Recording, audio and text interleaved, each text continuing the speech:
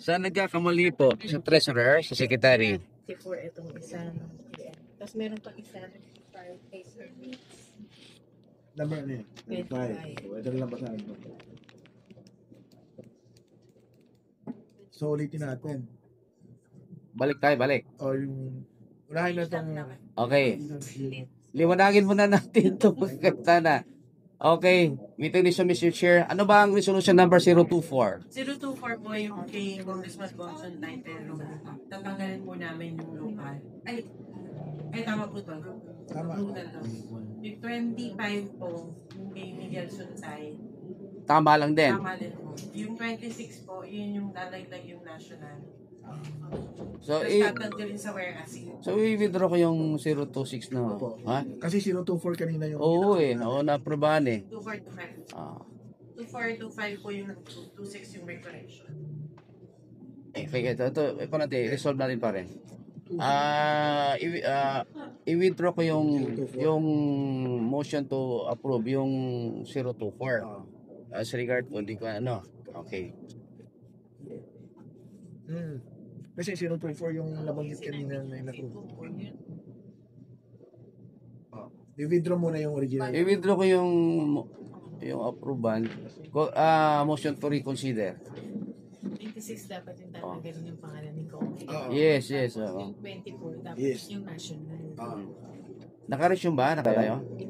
Oh, kasi pinahirapan tayo ng secretary. Joke lang. So parang ganun gagawin ha? Meeting resume, Mr. Chair. I move that we reconsider the approval of resolution number 26. 24. At 24 yung nasa record. sa 24? 24. Okay. So we will make some adjustment, Mr. Chair.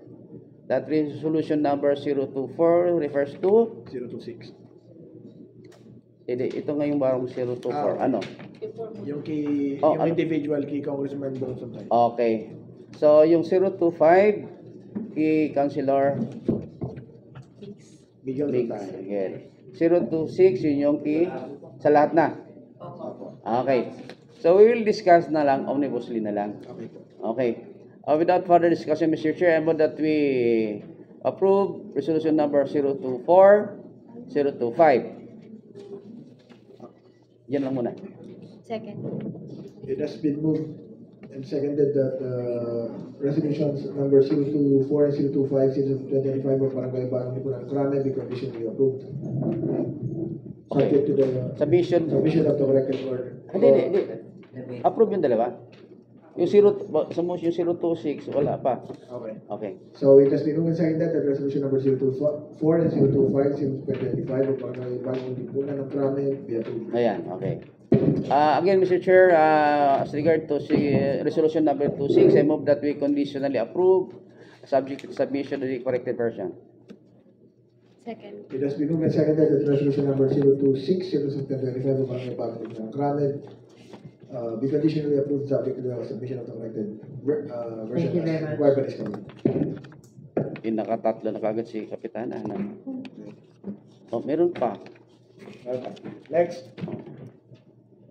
is resolution number 027. Since 2025, the resolution confirming the appointment of barangay personnel with personal services of the approved regular continued positions of Barangay Bagong Lipunan ng Krame District 4, Quezon City, effective May 15, 2025. Good morning po. Kagawad Mervin po ng BLC. Yes, as stated by resolution number 27 series of 2025, resolution confirming the appointment of barangay personnel under personal services of the approved regular continued positions of Barangay Bagong Lipunan ng Krame District 4, Quezon City, effective May 15, 2025. Sir, basically, ina-appoint na po namin yung bago namin pong driver. Kasi at the start of the 2025 po, vacant po kasi yung position ng driver po na nag-resign po kasi previous driver po na. Discussion, Mr. Chair. Yes, sir. Kapitana, na-approve na yung budget yun. So, paano po itong maisama itong sa kay Jawad? So naka-vacant during the time na pinapprove yung budget. May provision for driver, wala pa lang kung nakalagay ng pangalan. Tapos po, So, may allocation. meron po. Okay, so paano siya makasweldo? Upon assumption o mag-umpisa sa January? Hindi Or po, upon assumption lang. okay, so hindi ganito magiging kuan, kagawad, ang title nito. Because you're talking only one personnel eh. Nilagay mo nito, confirm na itong barangay person, under person 7, approved regular pandemic. Isa lang pinag-usapan natin eh. Confirming the appointment of Specific na. Aldin Jawad as, yan, di ba? Kaya nagbigla ako, hinahanap ko yung kabuuan ng plantilla position niya eh. Kasi nilagay mo dito lahat eh. Pagkakalam ko, kasama na yun sa barangay annual budget nyo. Nandun na, listahan na yun, di ba? Ito habo lang. Okay, so ano pa gawin natin ha? Ayan, Sek, ikaw na naman ha? Okay. So, i-simplify mo lang resolution confirming the appointment of ayan, as driver, di ba?